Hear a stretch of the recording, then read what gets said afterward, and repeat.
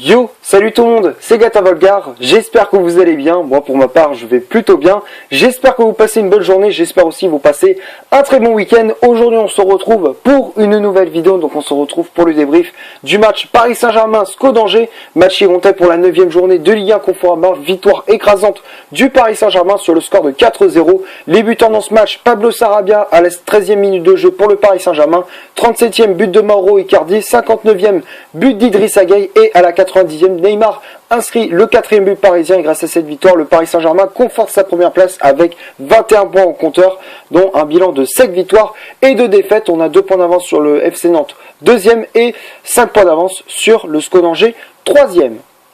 Voilà, donc pour débriefer un peu ces 90 minutes entre le SCO d'Angers, entre Paris Saint-Germain et le SCO d'Angers, voilà, donc on va pas se mentir, c'était quasiment une attaque-défense pendant 90 minutes. Les 45 premières, c'était quasiment à sens unique, ça allait que dans un sens. Voilà, on voyait des Parisiens qui étaient motivés, déterminés à gagner, voilà, à vaincre cette équipe du SCO d'Angers. C'est ce qu'on a fait. On a commencé à construire notre jeu, à faire tourner le ballon et tout. Ensuite, on s'est créé pas mal d'occasions, notamment avec des frappes lointaines de Paredes, mais qui passent à côté du cadre de Butel.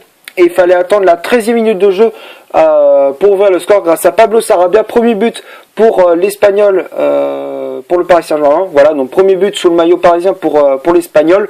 Voilà, donc ça, à ce moment-là, ça fait 1-0. En plus, quand tu regardes le but, il est quasiment beau parce que il se met à dribbler 3 défenseurs du SCO d'Angers avant d'enchaîner avec une frappe qui prend à contre-pied Butel. Et à la 13e minute de jeu, PSG mène 1-0. Voilà, donc à ce moment-là, on commence à dérouler notre jeu petit à petit, à être un peu plus précis dans nos actions. Et il fallait attendre la 37e minute de jeu pour qu'on double la mise grâce à Mauro Icardi sur un bon service de Pablo Sarabia et aussi l'intelligence, faut pas oublier l'intelligence d'Idrissa Gueye qui a laissé passer ce ballon pour Mauro Icardi qui n'a plus qu'à ajuster et qui fusille au passage Ludovic Butel, voilà, d'une frappe puissante qui vient se loger dans les buts du gardien angevin. Et à la 37e minute de jeu, le Paris Saint-Germain mène désormais 2-0. Donc c'est le score à la pause justement. Donc on rentre au vestiaire avec cette avance de 2 buts. Ensuite, on a continué à être un peu plus dangereux, encore plus dangereux qu'en première mi-temps. On a essayé d'être un peu plus précis dans nos actions, même si bon, du côté du SCO d'Angers, on a quasiment installé le bus, voilà. Mais bon, voilà, ça nous a pas trop gêné pour inscrire ce 3e but, signé Idrissa Gueye, voilà. Donc premier but également pour le milieu sénégalais du Paris Saint-Germain, voilà. Donc à la 59e, ça fait 3-0, voilà. Donc suite à une reprise un peu loupée de Sarabia, la première, il avait fait 2 tentatives l'Espagnol, une première où ça a été repoussé par Butel et la deuxième s'est transformée en passe décisive pour le milieu sénégalais. Et à ce moment-là, le Paris Saint-Germain mène 3-0. Et après, les Angevins qui se sont créés quelques occasions avec des tentatives lointaines de Bobichon et de Santa Maria, mais bon, pas trop de quoi inquiéter Keylor Navas. Voilà, donc c'était des occasions assez soft pour le Paris Saint-Germain, enfin des occasions que le SCO d'Angers était inoffensif. Voilà, on peut dire que le SCO d'Angers dans ce match-là a été inoffensif. Voilà, donc on peut dire, c'est l'expression que je voulais dire, inoffensif. Ensuite, côté parisien, il fallait attendre l'entrée en jeu de Choupo-Moting et de Di Maria pour qu'on accélère un peu plus le jeu. Et à la 90e, sur une passe de Choupo-Moting, Neymar qui vient dribbler Butel avant de marquer dans le but vide. Et à la 90e, le Paris Saint-Germain mène 1-0 et c'est le score final. Voilà, donc victoire des Parisiens sur le score de 4-0. Voilà, donc voilà pour le débrief des 90 minutes. On va passer maintenant à la composition d'équipe que Thomas Tuchel a aligné pour ce PSG SCO d'Angers. Donc ça a été un 3-4-3 avec Navas dans les buts du Paris Saint-Germain. Les 3 défenseurs centraux ont été Silva, Kimpembe et Bernat. Alors quand j'ai vu la composition de départ, je me suis posé des questions parce qu'il a quand même fait des choix un peu bizarres. Parce que sur le 3-4-3, tu regardes les 4 milieux, ils sont tous en paquet, tu vois, genre t'as Gueye qui joue en sentinelle, Verratti, Paredes qui joue en relayeur, et après c'était, on dirait, Herrera qui joue un peu milieu latéral gauche, il joue un peu sur les côtés, genre c'était un peu l'électron libre aussi. Voilà, donc Herrera avait un peu ce poste-là. Voilà, donc les 4 milieux relayeurs, les 4 milieux du Paris Saint-Germain sont Gueye, Paredes, Verratti et Herrera. Et le trio d'attaque, c'était Icardi en pointe, Sarabia ailier droit et Neymar ailier gauche. Et du côté du du côté des remplaçants, voilà, c'est ce que je voulais dire. Du côté des remplaçants, on a fait des remplacements, voilà. Donc on a sorti Juan Bernat et on a fait entrer en jeu Abdou Diallo. On a fait sortir Pablo Sarabia et on a fait rentrer en jeu Di Maria. Et après, il y a eu Icardi qui était sorti en jeu et qui a cédé sa place à Choupo-Moting. Voilà pour la composition d'équipe du Paris Saint-Germain. On va passer maintenant aux statistiques de cette vidéo. On va commencer par celle du Paris Saint-Germain. Le PSG, c'est 74% de possession de balle, 6 corners obtenus, 12 tirs au total, dont 8 tirs cadrés, dont 4 non-tirs cadrés. Après, une position de hors-jeu et 12 fautes commises. Donc tout ça, c'est du côté du Paris Saint-Germain. Et du côté du SCO d'Angers, c'est 26% de possession de balle, un corner obtenu, 9 tirs au total, dont 2 tirs cadrés, 0 position de hors-jeu et 11 fautes commises. Donc ça, c'est du côté du SCO d'Angers. Donc quand on regarde les statistiques, ça représente bien la physionomie de ce match.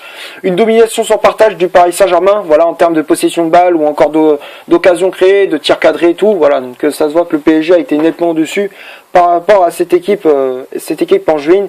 Donc voilà, je pensais que ce match-là, ça a été un match piège parce qu'on se dit, le SCO d'Angers, ils font un très bon début de saison, ils sont dans le top 3.